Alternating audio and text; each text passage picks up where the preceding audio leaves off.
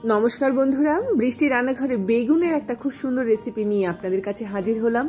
काछे दूरे जे जेखान थेके आमार भिडियोटी देखछेन आशा करी सबाई भालो आछेन सुस्थ आछेन। बेगुन पोड़ा आमरा प्रायशई खेये थाकि, विशेष करे शीतेर सिजने तो बेगुन पोड़ा खेते सबारই भालो लागे। आजके बेगुन पोड़ाटाके एत सुंदर और यूनिक भावे करे देखाबो जे एकबार तैरी करले एइभाবেই किन्तु बेगुन पोड़ा खेते चाइबेन। सबार प्रथमे तार जोन्नो आमी एखाने एकटा बेगुन निये नियेछि, एकटु बड़ साइजेर बेगुन निये नेब। बेगुनटाके माझखान दिये एकटुखानि अर्धेक करे देखे नेब भेतरे कोनो पोकामाकड़ आछे किना बा बेगुनटा खूब सुंदर किना, माने बेगुनटा एकटु हालका टाइपेर बेगुन नेबेन, ताहले कि होबे सेटा जखन पुड़े तैरी हय सेटा खेते बेशी सुंदर लागे। बेगुनटाके नर्माली आमी एकटु पोड़ाচ্ছি, खूब बेशी एर भेतरे रसुन बा अन्य कोनो किछु देওয়ার दरकार नेই, नर्माली एटाके पुड़िয়ে নিতে হবে। एपिट ओपिट करे देखबेन एकटा समय आसबे पुरो शरीरटाई जाते एकदम नरम हो जाए, तुपतुपे हो जाए, ताते करे खेते किन्तु बेशी भालो लागे। एई रकम भावे बेगुनटाके आमी एपिट ओपिट करे खूब सुंदर भावे पुड़िয়ে निচ্ছি। যখন এটা একদম পুড়ে গেছে আমি আলাদা সরিয়ে নিয়ে ঠান্ডা করে বাইরের খোসাটাকে ছাড়িয়ে নিয়েছি। এবারে কাবলি ছোলা আমি এখানে ব্যবহার করলাম। কাবলি ছোলাটাকে আগের দিন রাত্রেবেলা ভিজিয়ে রেখে দিয়েছিলাম, পরের দিন একটুখানি নুন হলুদ দিয়ে এরকম ভাবে সেদ্ধ করে নিয়েছি। খুব বেশি একদম গলে যাবে না, একটু ডাটো থাকবে, ঠিক এই রকম ভাবে কিন্তু কাবলি ছোলাটাকে সেদ্ধ করে নিতে হবে। শুকনো খোলায় মানে শুকনো কড়াতেই কিন্তু কাবলি ছোলাটা আমি দিয়ে দেব। দিয়ে খুব ভালো করে কন্টিনিউয়াসলি আমি এটাকে নাড়তে থাকবো। নাড়তে নাড়তে নাড়তে নাড়তে একটা সময় কাবলি ছোলাটা এরকম একদম শুকিয়ে আসবে, খুব সুন্দর কিন্তু এটা একদম ড্রাই হয়ে যাবে। এবার এটাকেও আমি তুলে নেব। তুলে নেওয়ার পরে আমি কড়ার মধ্যে 2 টেবিল স্পুন মতো তেল দিয়ে দিলাম, জিরে ফোড়ন দিয়ে দিলাম, কাঁচা লঙ্কা ফোড়ন দিয়ে দিলাম। কাঁচা লঙ্কাটাকে আমি একদম কুচি কুচি করে কেটে নিয়েছি। ভালো করে এটাকে নেড়ে নেব, নেড়ে নেড়ে এটাকে একটুখানি ভাজা ভাজা মতো করে নেব। হয়ে গেলে পরে এর মধ্যে আমি পেঁয়াজ অ্যাড করব। পেঁয়াজটাকে দিয়েও এটাকে খুব ভালো করে এরকম ভাবে ভাজা ভাজা মতো করে নিতে হবে। খুব ভালো করে এটাকে নাড়াচাড়া করব, এরকম ভাবে কন্টিনিউয়াসলি নাড়তে থাকবো। নাড়তে নাড়তে যখন পেঁয়াজটাকেও খুব ভালো করে একটুখানি ভাজা করে নেব, তারপরে পরবর্তী ইনগ্রেডিয়েন্টস আমি অ্যাড করব। পেঁয়াজ দেওয়ার পরে আপনারা একটুখানি নুন দিয়ে দিতে পারেন, নুন দিলে পরে পেঁয়াজটা খুব তাড়াতাড়ি নরম হয়ে যায়।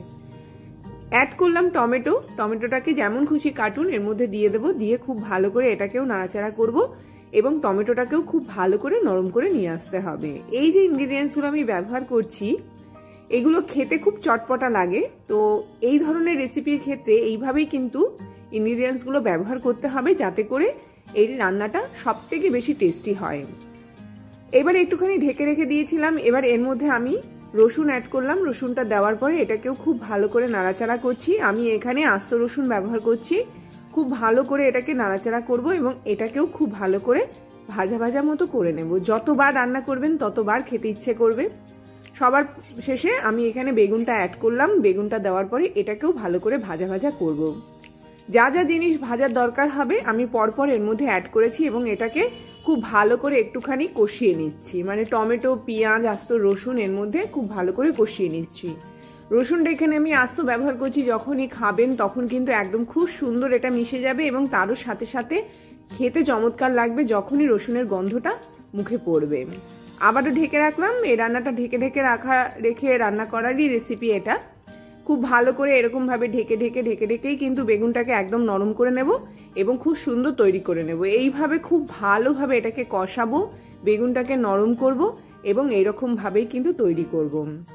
এরকম ভাবে একটুখানি বেগুনটাকে বারবার এরকম ভাবে একটুখানি থেতো করে দিতে হবে যাতে করে এটা খুব সুন্দর একদম নরম তুপতুপে হয় এবং খুব সুন্দর তৈরি হয়।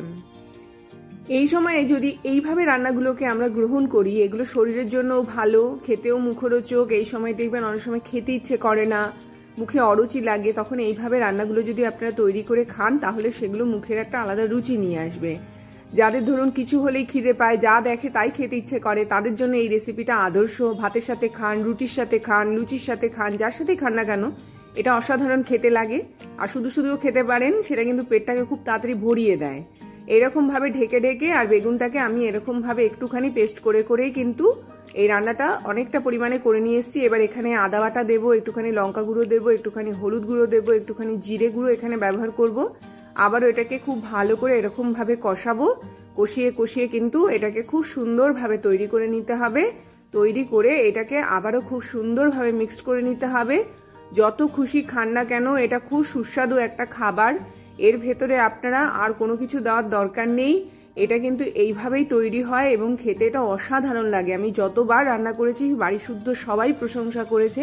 এটা এতটাই টেস্টি একটা খাবার। নর্মাল বেগুন পোড়া আমরা খেয়েই থাকি, বেগুন ভর্তা খেয়ে থাকি, একবার এইভাবে কিন্তু আপনারা অনায়াসে তৈরি করতে পারেন। এরই মাঝখানে বলে রাখি, যদি আমার চ্যানেলটিকে আপনাদের ভালো লেগে থাকে অবশ্যই চ্যানেলটিকে সাবস্ক্রাইব করবেন। আর এই ভিডিওগুলো যদি ভালো লেগে থাকে অবশ্যই লাইক করুন, শেয়ার করুন, নোটিফিকেশন পাওয়ার জন্য বেল আইকনকে প্রেস করুন। আমার একদম রেডি হয়ে গেল।